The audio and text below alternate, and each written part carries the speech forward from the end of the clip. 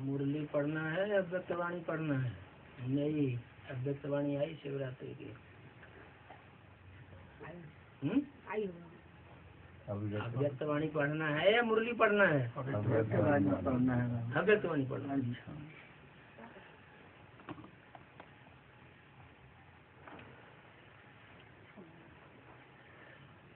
ये अव्यक्तवाणी है 11/2/10 की। हेडिंग दिया है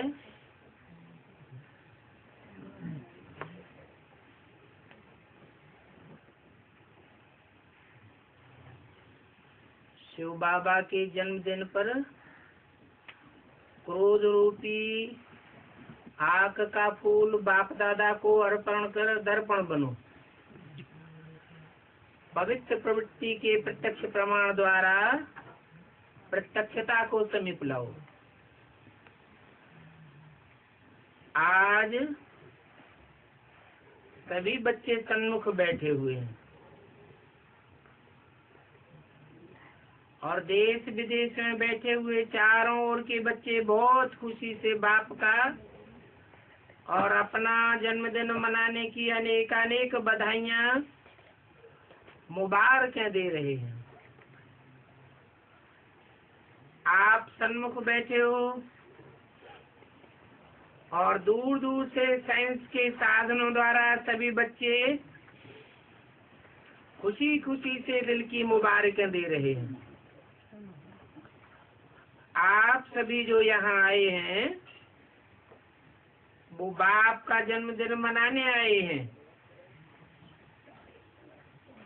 तो बाप का ही मनाने आए हैं या अपना भी मनाने आए हैं? क्योंकि ये जयंती विचित्र जयंती है। क्यों विचित्र है?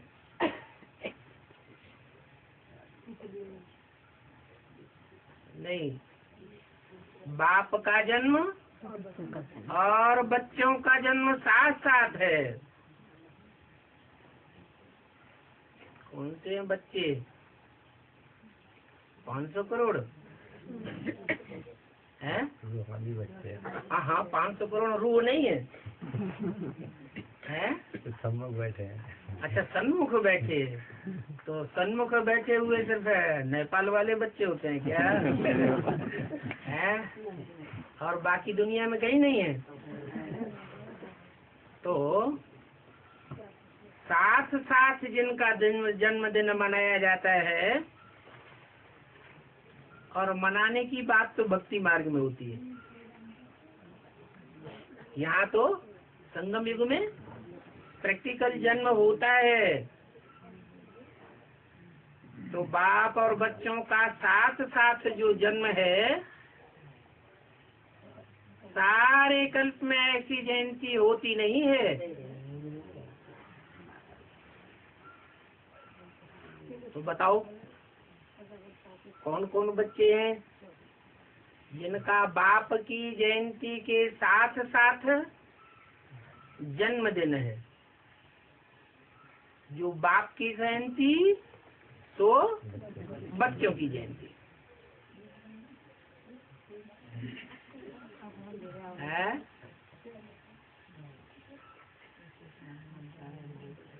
सिर्फ अष्टदेव।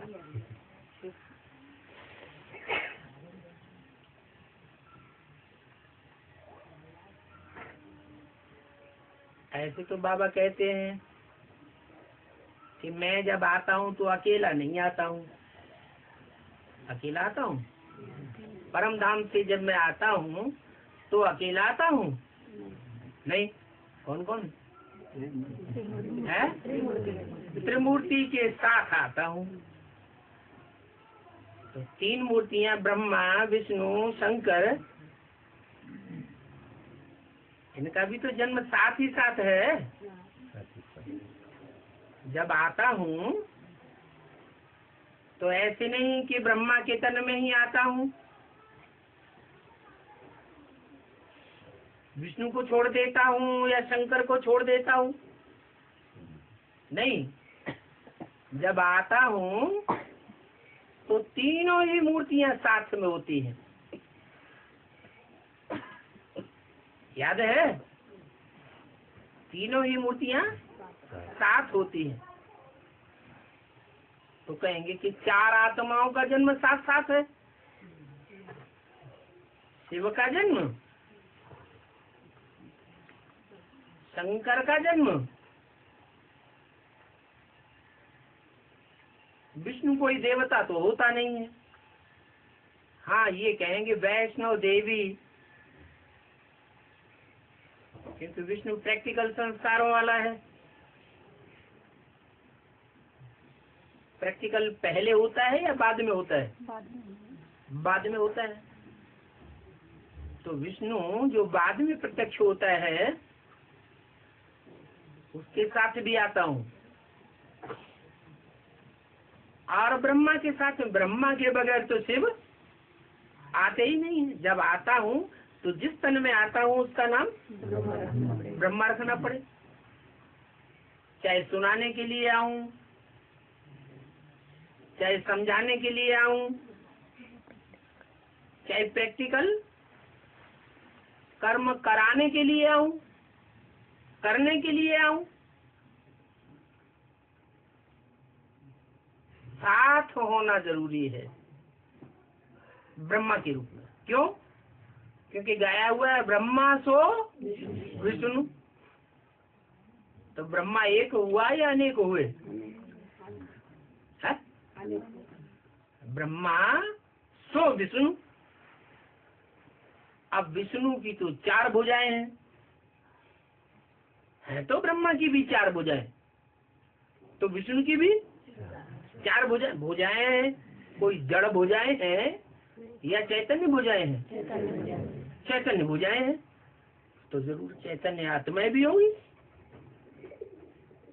तो चार चैतन्य आत्माएं और भुजाएं अपने आप चलती है कि चलाने वाला होता है? कोई चलाने वाला तो चाहिए। तो उन चार भुजाओं को चलाने वाला एक, और वो कौन?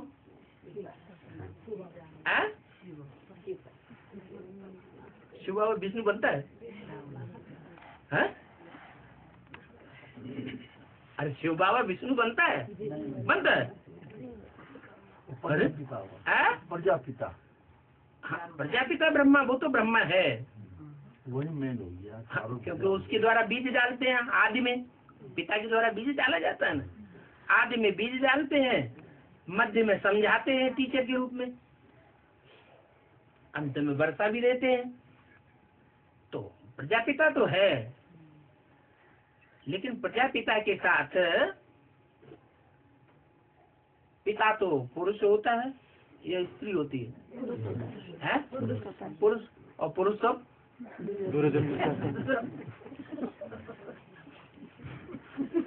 वर्धमान भाई जरूर जोर से बोलते हैं, पक्का अनुभव कर लिया क्या?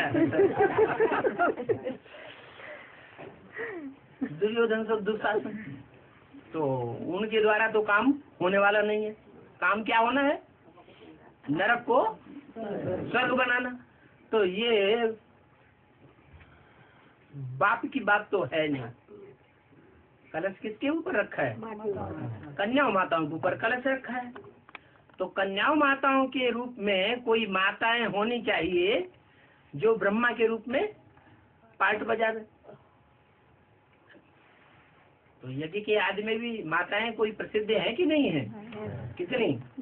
दो माताएं थी।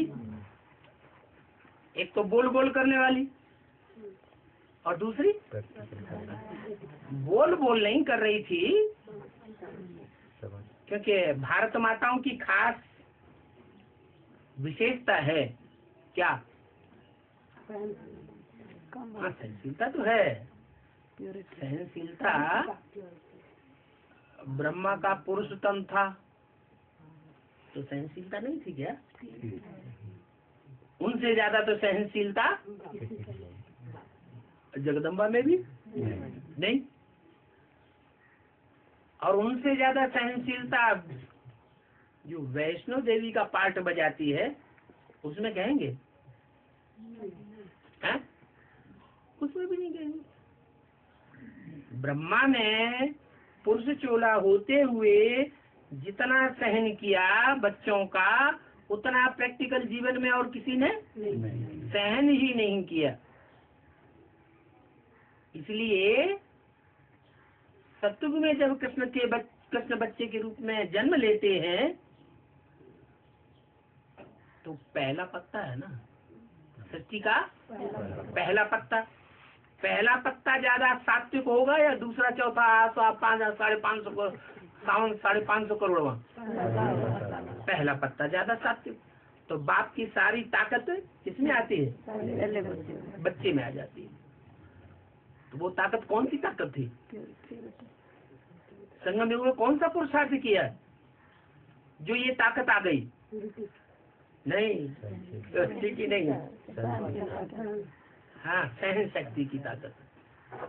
तो ब्रह्मा ने सहन तो किया, वो बात नहीं, लेकिन प्रैक्टिकल स्वर्ग स्थापन करके नहीं दिखाया। तो वो शक्ति जो है वो प्योरिटी में है। वो प्योरिटी की पावर माताओं में होती है, ब्रह्मा में या प्रजापिता में नहीं कह सकते। तो वो शक्ति जो वैष्णवी देवी अथवा ब्रह्मा की वो रूप, 5 मुख दिखाते हैं ब्रह्मा को, तो ब्रह्मा का वो रूप जो प्रैक्टिकल करके दिखाता है,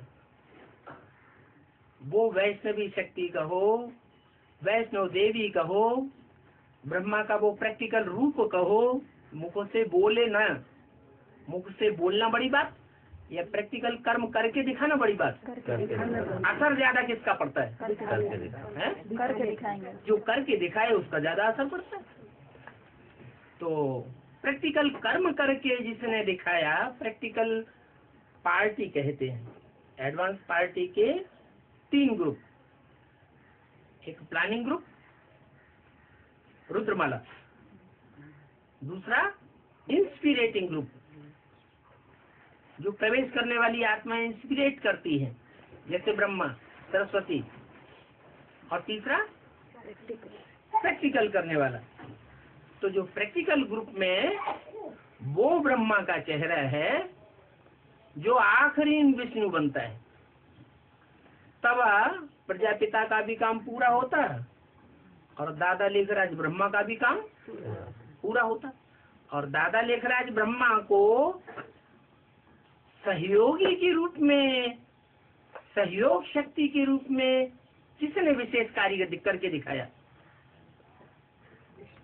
कौन ब्रह्मा कुमार कुमारी था? कोई तो होगा जिसने ब्रह्मा को 100% योगदान दिया, सहयोगी। न वैष्णवी देवी ने दिया, न प्रजापिता ने दिया, न जगदम्बा ने दिया। किसने दिया?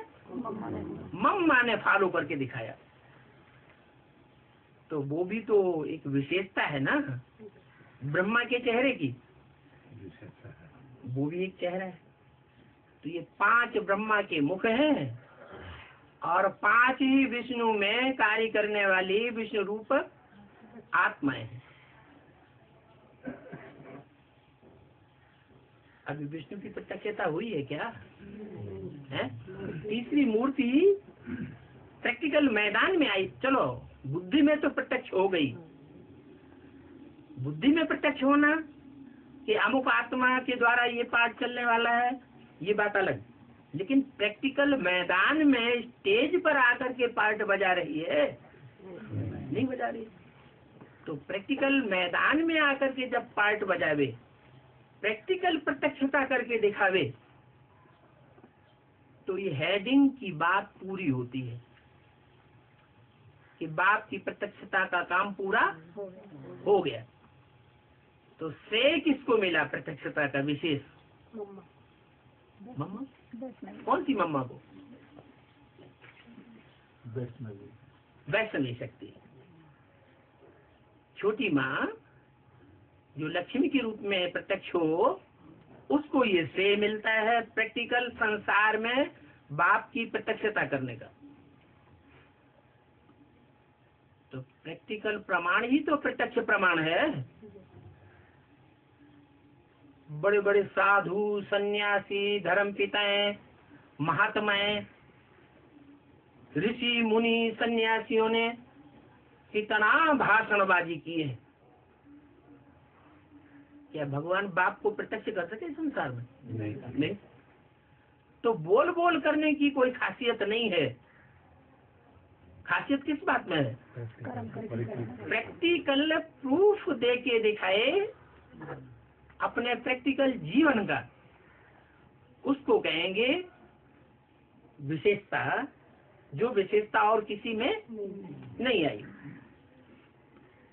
तो कितनी आत्माएं हुई?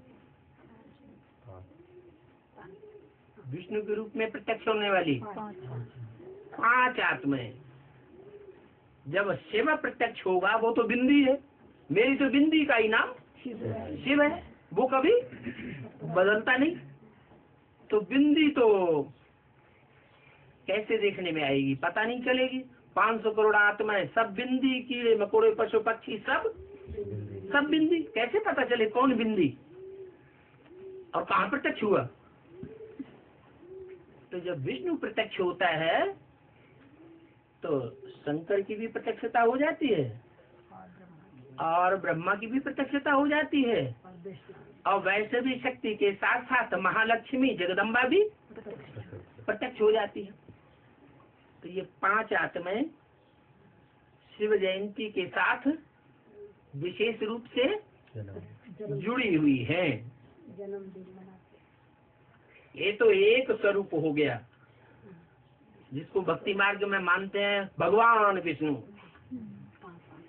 जितने भी अवतार हुए तो किसके अवतार मानते हैं? विष्णु के अवतार। चाहे राम का अवतार हो तो कहेंगे विष्णु का अवतार, चाहे कृष्ण का अवतार हो तो क्या कहेंगे? विष्णु का अवतार। तो वो तो भगवान हो गया, लेकिन भगवान को फिर प्रत्यक्ष करने वाले कौन? वो चाहिए या नहीं चाहिए अलग से, या भगवान अपने आप अपने को प्रत्यक्ष करेगा? है वैसे भी शक्ति देखो, जितना श्रेष्ठ होता है कोई तो वो अपनी बढ़ाई अपने मुंह से नहीं करता। ये श्रेष्ठता की बात है। अपने को दूसरों का उमंग उत्साह बढ़ाने के लिए अपने को नीचा करना और दूसरों को। बाबा भी आके क्या कहते हैं? बच्चे, I am your most obedient servant. मैं तुम्हारा सर्वेंट हूँ। तो नीचा करके दिखाया, ऊंचा करके दिखाया? नीचा करके दिखाया। तो ये श्रेष्ठता जो है वो विष्णु के रूप में प्रत्यक्ष होने वाला जो स्वरूप है वो नहीं करता। कौन है? नहीं, वो तो स्वयं ही विष्णु में शामिल है। कौन बच्चे हैं वो बच्चे कौन हैं जो विष्णु रूप में प्रत्यक्ष होने वाले बाप की प्रत्यक्षता करते हैं? 8 कौन? 8 हाँ, जो अष्टदेव हैं वो बाप को प्रत्यक्ष करने के निमित्त बनते हैं। 8 धर्मों के 8 विशेष बीज रूप आत्माएं, जिन्हें उन धर्म वाले अपना क्या मानते हैं? पूर्वज मानते हैं। कि हमारे धर्म में सबसे पहले कौन पैदा हुआ? तो कहेंगे ये हुए। तो टोटल कितने हुए?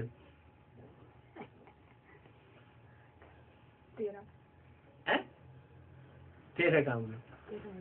अच्छा, शिव ज्योति बिंदु को मिला के 12 हुए। नहीं, हाँ, 7 बाप को छोड़कर। बाप तो हीरो है, अष्टदेव में पहला है, देव देव महादेव है। उसको छोड़ के 7 और धर्मों के बीज हुए ना, और धर्मों के पूर्वज हुए हैं। तो पक्के सूर्यवंशी, लेकिन फिर भी नंबरवार तो है ना। तो नंबरवार होने के कारण वो और धर्मों के बीज साबित हो जाते हैं। तो 7 वो 12 और 5 विष्णु के रूप धारण करने वाली आत्माएं। कितने हुए? 12। और एक शिव बाबा।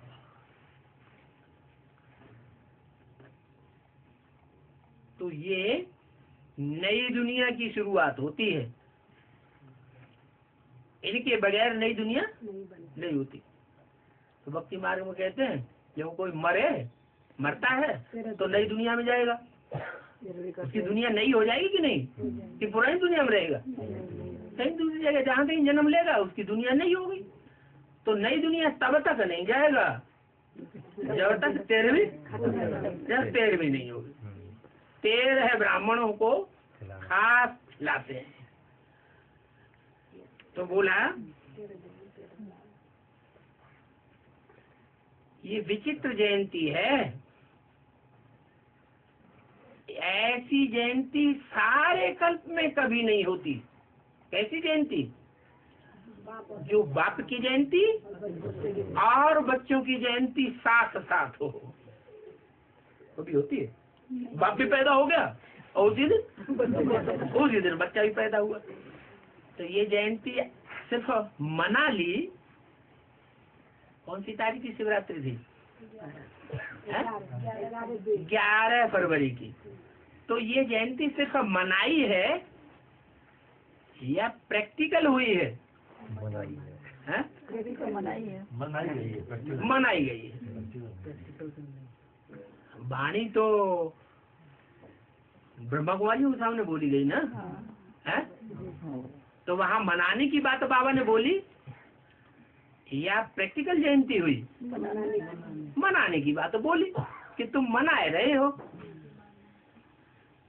तो मनाई बाद में जाती है और प्रैक्टिकल पहले होती है।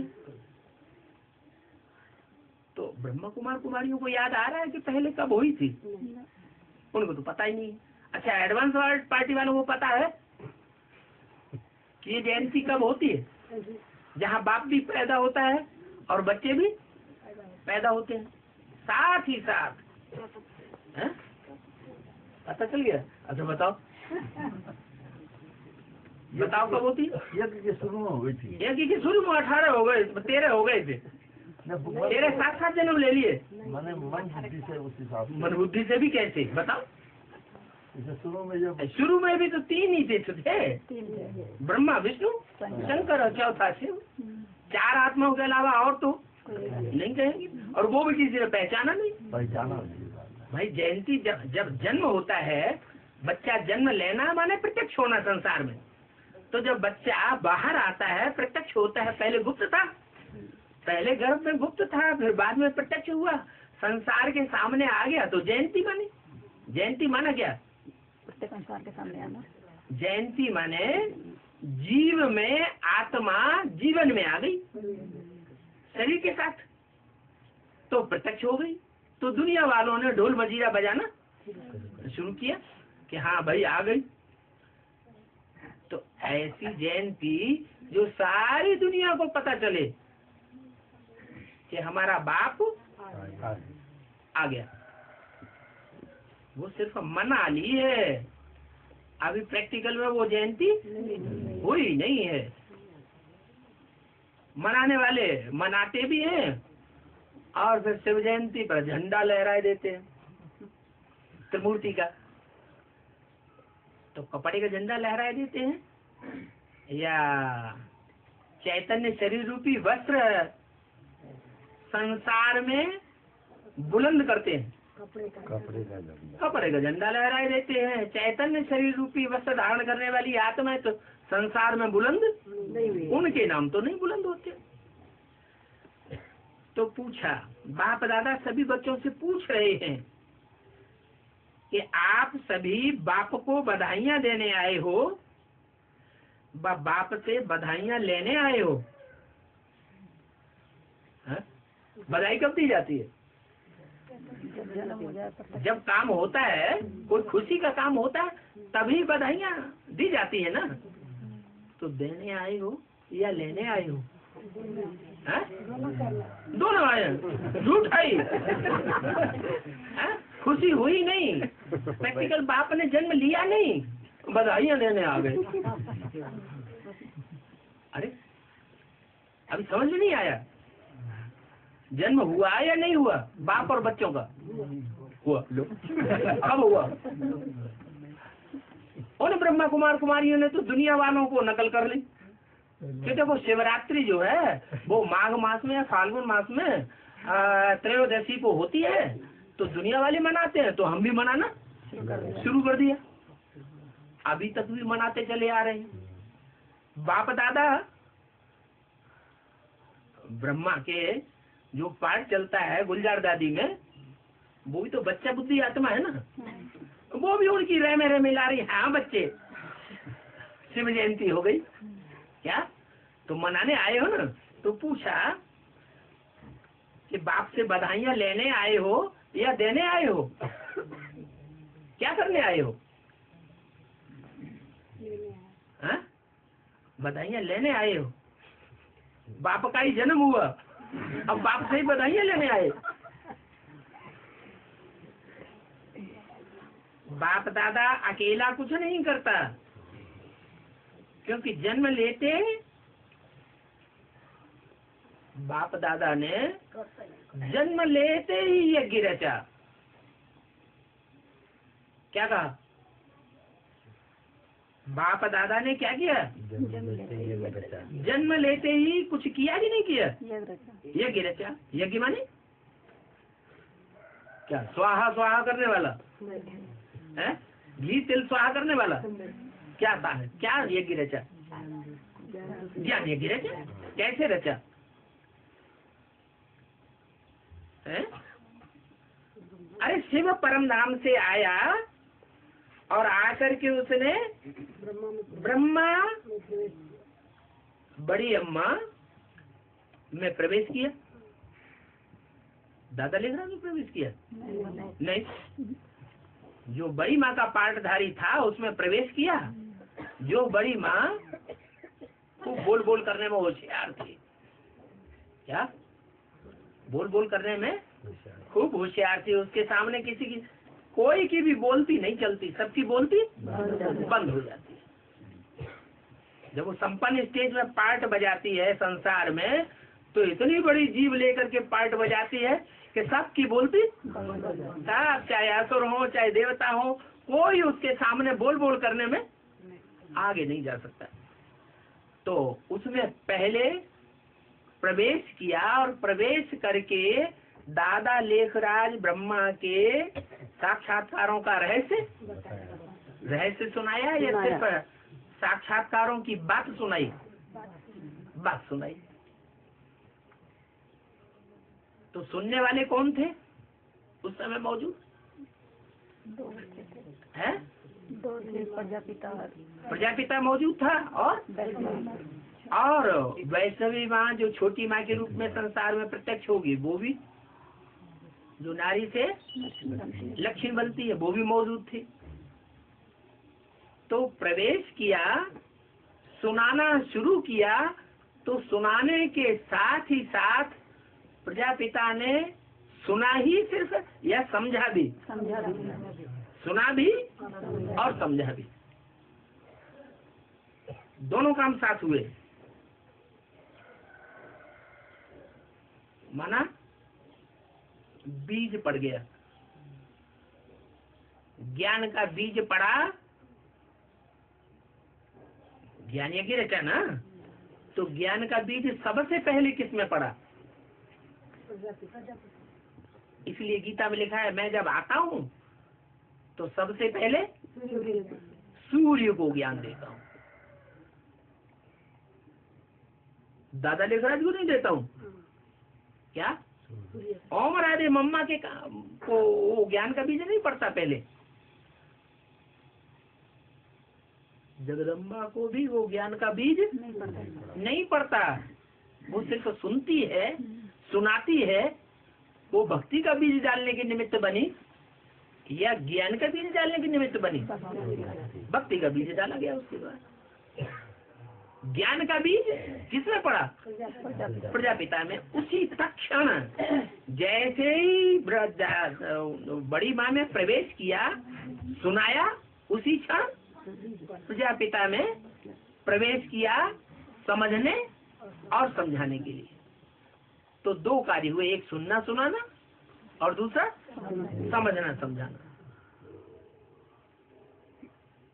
एक को कहते हैं ज्ञान और एक को कहते हैं भक्ति। ये दोनों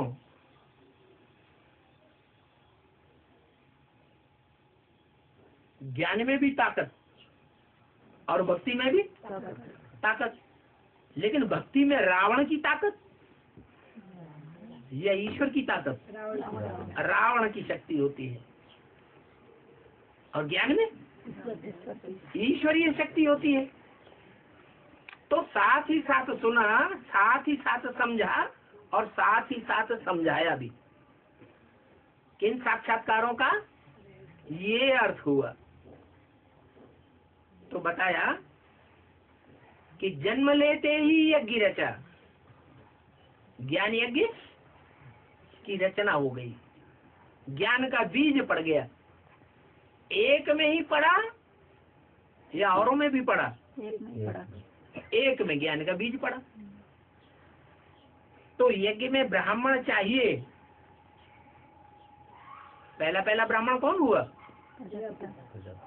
पहला ब्राह्मण प्रजापिता हुआ। ब्राह्मण चाहिए तो आपका भी जन्म बाप के साथ हुआ। इसका मतलब जब प्रजापिता में ज्ञान का बीज पड़ा तो जो दो माताएं थी साथ में, उनमें ज्ञान का बीज नहीं पड़ा। पड़ा? नहीं पड़ा। फिर पहले किस में पड़ा है? अरे कोई तो बच्चे होंगे जिनमें ज्ञान का बीज पड़ा है? छोटी माँ में पड़ा। उन्होंने समझा कि बाप कौन था? नहीं समझा। अगर समझा होता तो दादा लेकर आज ब्रह्मा का साथ देती या प्रजापिता के साथ जाती? किसका साथ देती? प्रजापिता का। अरे ब्रह्मा बाबा तो उनके छोटे भाई थे, उनके साथ रहना कोई बड़ी खास बात नहीं। बहन होती है या तो भाई के घर में रहती है या तो पति के पास रहती है। लेकिन क्या उनकी बुद्धि में ये बैठा कि यज्ञ पिता कौन? नहीं, न उनकी बुद्धि में बैठा, न बड़ी माँ की बुद्धि में बैठा। तो फिर किसकी बुद्धि में बैठा? प्रजापिता। वो तो अंदर की बात अंदर ही रही ना, बाहर आनी चाहिए ना। गीता माता अगर उनकी बुद्धि में बैठा होता तो इनका साथ क्यों देती दादा लेखराज का? फिर तो किस पक्ष में जाती? दो पार्टियां हो गई। एक ओम मंडली जो कही गई, उसमें एंटी ओम मंडली दूसरी पार्टी थी। झगड़ा हो गया ना यज्ञ के आदि में।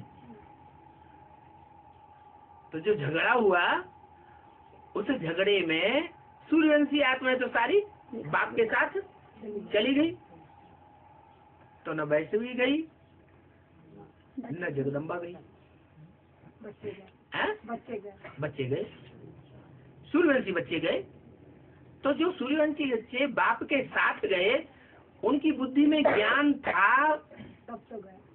नहीं, उनमें कुछ बच्चे ऐसे होंगे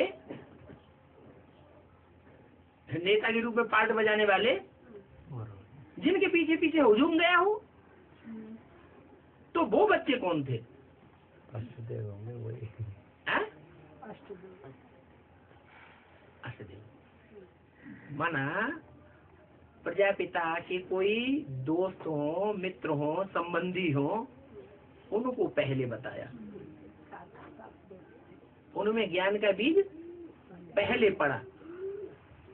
तब ये बात बोली कि बाप दादा अकेला कुछ नहीं करता। अकेला माने शरीर के साथ या बिना शरीर के अकेला? शरीर के साथ अकेला कुछ नहीं करता, क्योंकि जन्म लेते ही यज्ञ रचा। रचा माने रचना हुई ना। तो एक रचयिता और रचना भी चाहिए। रचना अनेक हो सकती है, रचयिता एक होता है। तो यज्ञ रचा, तो यज्ञ में ब्राह्मण चाहिए। तो आपका भी जन्म बाप के साथ हुआ। आपका भी जन्म बाप के साथ हुआ। जब ये बोला ब्रह्मा बाबा ने गुलजार दादी के मुख से, तो उनकी बुद्धि में कोई बच्चे हैं या नहीं है? है झूठा ही बोल दिया। माना ब्रह्मा बाबा झूठ बोलता है, माता जी बोल रहे हैं बाबा झूठ बोलता है, कोई थे ही नहीं बच्चे, ऐसे ही बोल दिया। हाँ थे, कौन थे वहाँ? कोई बैठे थे वहाँ माउंट आबू में? कोई बच्चे बैठे थे जिन्होंने बाप के साथ जन्म लिया? यज्ञ रचा, तो यज्ञ रचने के साथ साथ जिन बच्चों का जन्म हुआ, कोई बच्चे वहाँ बैठे थे शिवरात्रि के दिन? नहीं बैठे थे। फिर किससे बोला?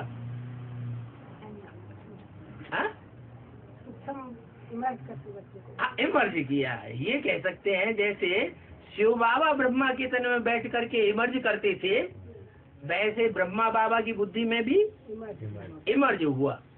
अच्छा, आपका भी जन्म बाप के साथ हुआ। किसका इमर्ज?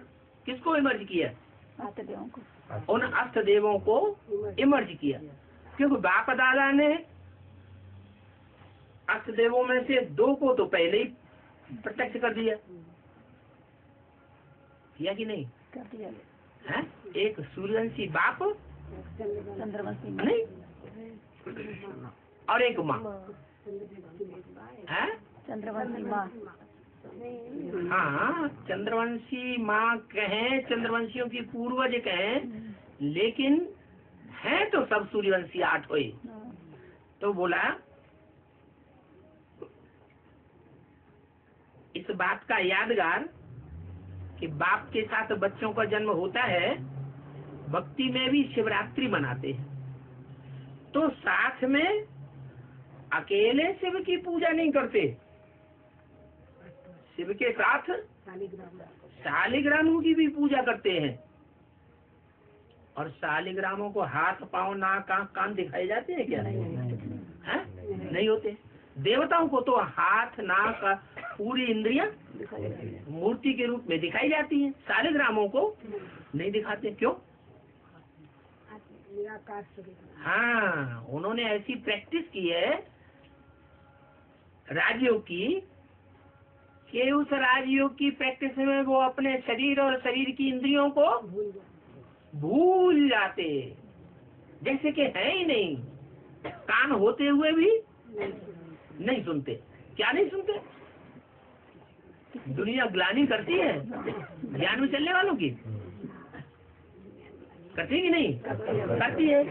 वो कान पर नहीं धरते, सुनते ही नहीं। वो सुनने के लिए नहीं चाहते, सुनते हुए भी नहीं सुनना, देखते हुए भी नहीं देख। दुनिया में कितने खराब खराब काम हो रहे हैं, आंखों से देखने में तो आ जाते हैं। कोई बहुत गंदा काम आंखों से कोई देख लेता है, तो फिर वो याद आता रहता है। कोई काम करेगा, पूजा करेगा, ये करेगा, वो करेगा, बाबा वो याद करने बैठे, तो वो भी याद आता। तो इसका मतलब देख लिया और दिल में रख लिया। वो जो शालिग्राम है, वो ऐसी प्रैक्टिस करते हैं याद की कि आंखें होते हुए भी नहीं देखते। क्या आंखें बंद कर लेते हैं? आंखें बंद नहीं करते, कान बंद नहीं करते। जैसे मुसलमान कान बंद कर ले, भगवान को याद करेंगे, अल्लाह मियाँ को, अल्लाह अकबर। तो क्या कान बंद करने से क्या ज्ञान की बातें सुनाई नहीं पड़ेंगी? नहीं सुनाई पड़ेंगी? कब तक? 24 घंटे बंद कर किए रहेंगे। अरे संसार में भगवान प्रत्यक्ष होगा तो इस्लामियों को पता नहीं चलेगा, मुसलमानों को पता नहीं चलेगा? चलेगा ना।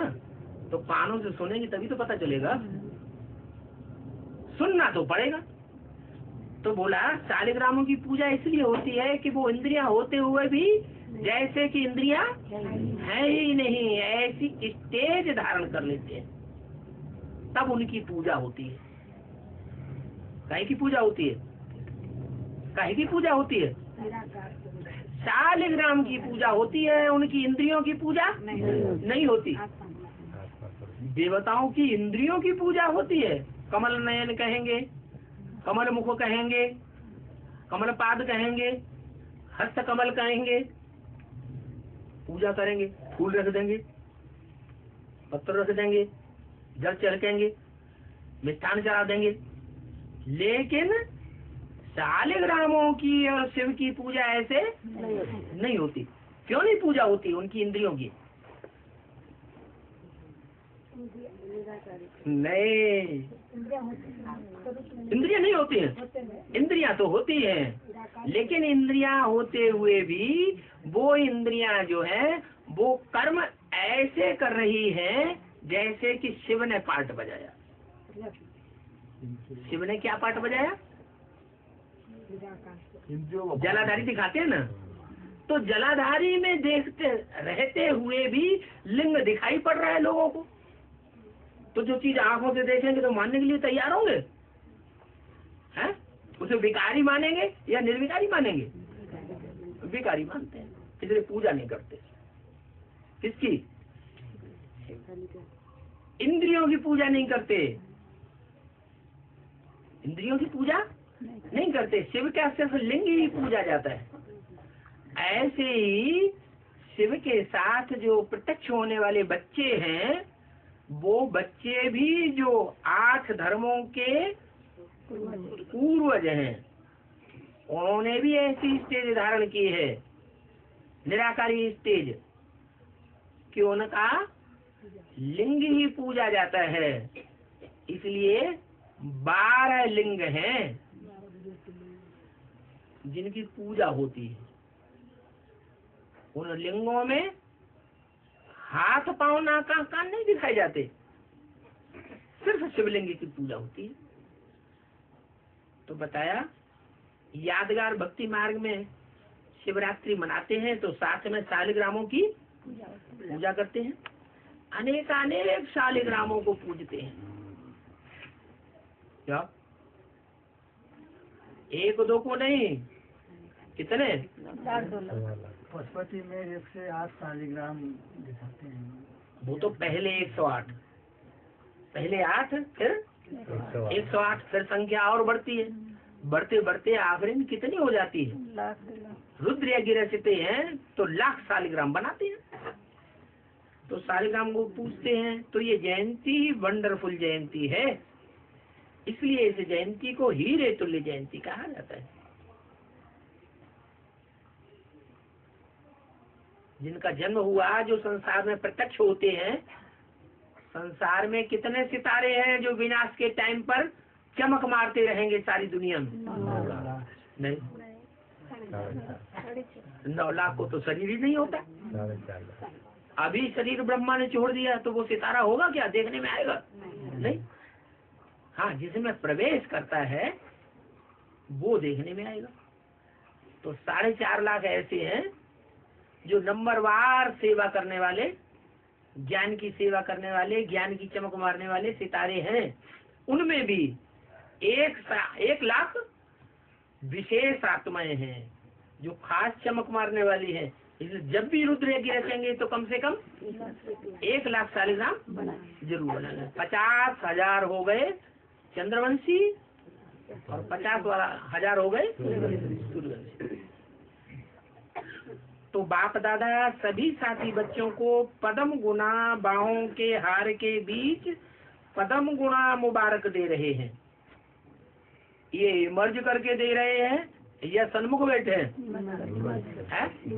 इमर्ज करके दे रहे हैं। ये भी बाप और बच्चों की अति दिल के प्यार की निशानी है। बाप दादा का बच्चों से वायदा है। क्या वायदा है? साथ रहेंगे। साथ रहेंगे क्या मतलब? परमधाम में रहेंगे। जी के लोग क्या समझते हैं? हम सूक्ष्म वतन में बाप दादा के साथ रहेंगे, और सूक्ष्म वतन में बाप है ही नहीं। शिव बाप सूक्ष्म शरीर धारण करता है क्या? और उसको तो सूक्ष्म शरीर ही नहीं है, वो तो अकर्ता है। जो अकर्ता होता है उसका सूक्ष्म शरीर बनता ही नहीं। सूक्ष्म शरीर उनका बनता है जो कर्ता धरता है। कर्म करेंगे तो सूक्ष्म में स्मृति रहेगी। वो तो सदैव करता है, उनका पार्ट सूक्ष्म वतन में है ही नहीं, वो तो साकार वतन में आता है या तो परमधाम में निराकारी स्टेज में रहते हैं। तो बाप दादा का बच्चों से वायदा है साथ रहेंगे, माने शिव ज्योति बिंदु की बात नहीं है, किसकी बात है? साकार में जो बाप है राम बाप और दादा कृष्ण वाली आत्मा, तो साथ रहेंगे और साथ ही चलेंगे। कहाँ चलेंगे? परमधाम में भी साथ चलेंगे और नई दुनिया में भी साथ चलेंगे। तो बोलो, बच्चों का भी बाप के साथ वायदा है ना? क्या साथ चलेंगे, साथ आवेंगे है? कि संगम पर साथ है, हाँ? फिर 84 जन्म साथ नहीं निभाएंगे, निभाएंगे? कितने हैं जो साथ में 84 जन्म साथ निभाते हैं? हैं? 8 ही है। 8 तो राजा क्वालिटी की आत्मा है, और राजा होगा तो यथा राजा तथा प्रजा साथ में नहीं होगी। प्रजा राजा को छोड़ करके दूसरी जगह चली जाएगी। प्रजा भी ऐसी अड़ियल होती है जैसे और धर्म वाले होते हैं ना, तो और धर्म वाले जब तक क्राइस्ट की सोल नहीं मानेगी, प्रत्यक्ष नहीं हो जाएगी संसार में, तब तक वो क्रिश्चियन धर्म के अलावा और कोई धर्म को मानने वाले नहीं। ऐसे ही मुसलमान बड़े जिद्दी, बहुत अड़ियल। दूसरे धर्म वाले तो अड़ियल होते ही हैं, वो अपने धर्म को कभी छोड़ते ही नहीं। छोड़ते कौन है? हिंदू। भारतवासी छोड़ते। भारतवासी उनको मुसलमान लोग कहते हैं काफिर है, काफिर। कहाँ कहाँ फिरते रहते हैं, किस किस धर्म में माता मारते रहते हैं। तो बताया, बोलो, बच्चों का भी बाप से वायदा है ना? क्या वायदा? कि सदा साथ रहेंगे, सिर्फ संगम में नहीं, 84 जन्म भी साथ रहेंगे। या ऐसे समझ कर सिर्फ संगम में साथ रहेंगे? नहीं 84 जन्म। कितने रहेंगे?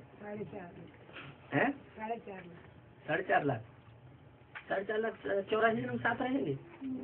उनमें दूसरे धर्म की नहीं है, दूसरे धर्म की बीज रूप आत्माएं नहीं है, उनमें दूसरे धर्म का छिलका नहीं चढ़ा हुआ है, देहमान का चढ़ा हुआ है। तो कैसे चढ़ गया?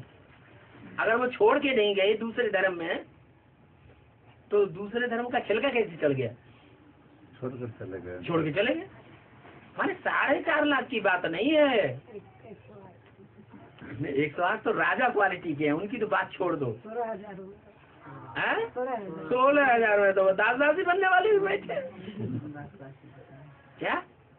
इसलिए बाबा ने बोला कि दास-दासी बनने से होता है अच्छा। 16,000 की लिस्ट में जाने का लक्ष्य लेने से तो अच्छा है कि प्रजा वर्ग में साहूकार बनते रहे।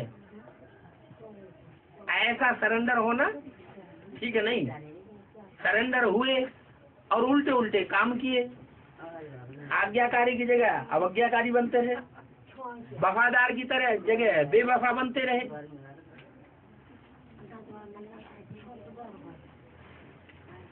तो ठीक नहीं है। ऐसा सरेंडर होने से फायदा नहीं। बेवफा बनेंगे तो दास दासी बनेंगे या राजा बनेंगे? राजा बनेंगे, दास दासी बनेंगे।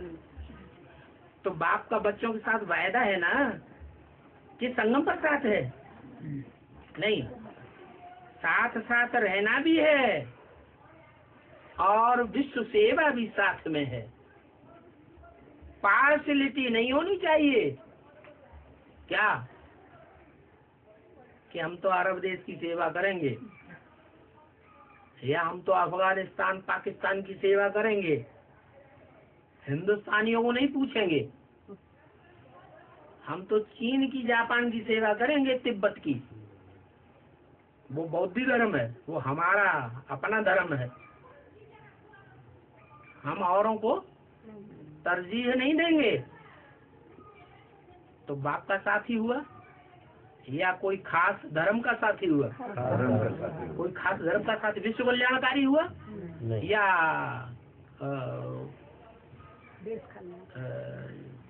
छोटे मोटे किसी राज्य या देश का कल्याणकारी हुआ, तो रहना भी साथ में है और फिर उड़ना भी साथ में है।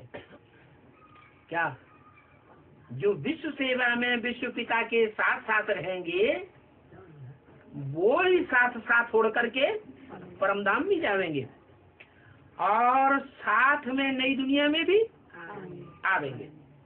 तो बोलो, आपका भी वायदा है ना कि साथ रहेंगे, साथ चलेंगे और ब्रह्मा बाप के साथ विश्व पर राज्य करेंगे। क्या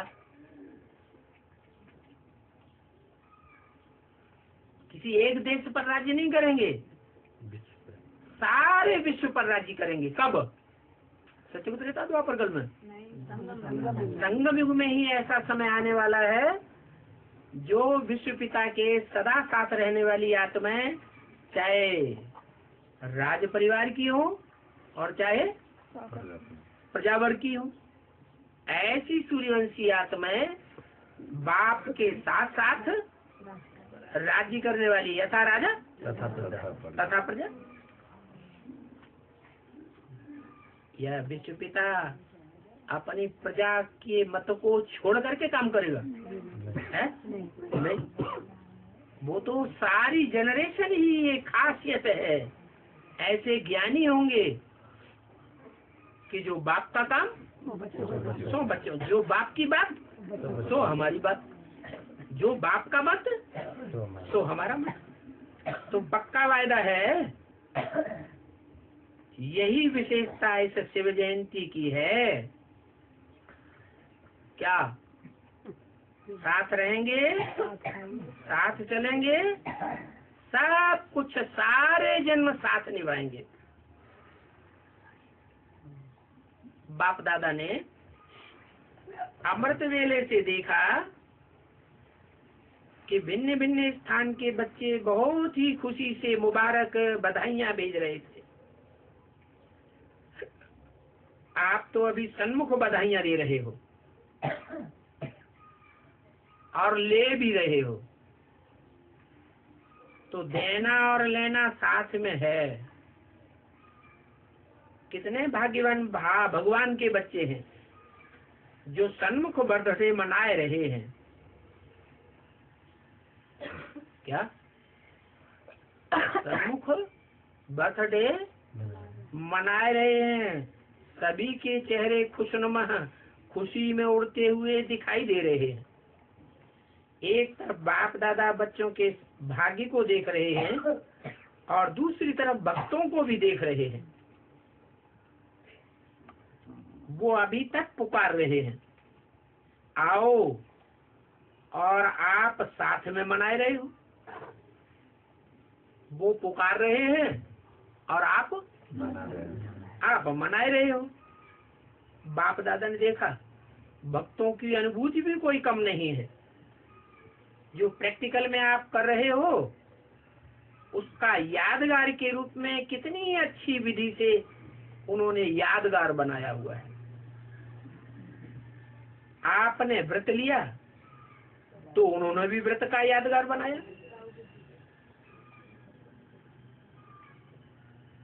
कि उन्होंने व्रत नहीं लिया। कौन सा व्रत लिया? अंतर है कुछ की नहीं? अंतर है। क्या अंतर है? आपने विकारों को त्यागने का व्रत लिया क्या, और उन्होंने स्थूल खाने पीने की भोग करने की स्थूल चीजों का व्रत ले लिया। वो एक दिन या थोड़े समय के लिए व्रत रखते हैं और आपने कौन सा व्रत रखा है? सभी ने बाप के आगे व्रत रखने का वचन लिया है ना। आपने बाप से खुशी खुशी व्रत लिया है कि जबरदस्ती निश्चय पत्र पर लिखवाया गया? खुशी खुशी व्रत लिया है कि बाबा हम इस पूरे जन्म के लिए, ब्राह्मण जन्म के लिए व्रत धारण करेंगे। व्रत धारण किया है ना। कौन सा व्रत धारण किया है? जीवन भर पवित्रता का व्रत धारण किया है। एक जन्म का व्रत लिया है, लेकिन एक जन्म पवित्रता का व्रत आपका स्थायी हो जाएगा 21 जन्म के लिए। क्या 21 जन्म के लिए आपका स्थायी हो जाएगा, सबका नहीं हो जाएगा। सबका है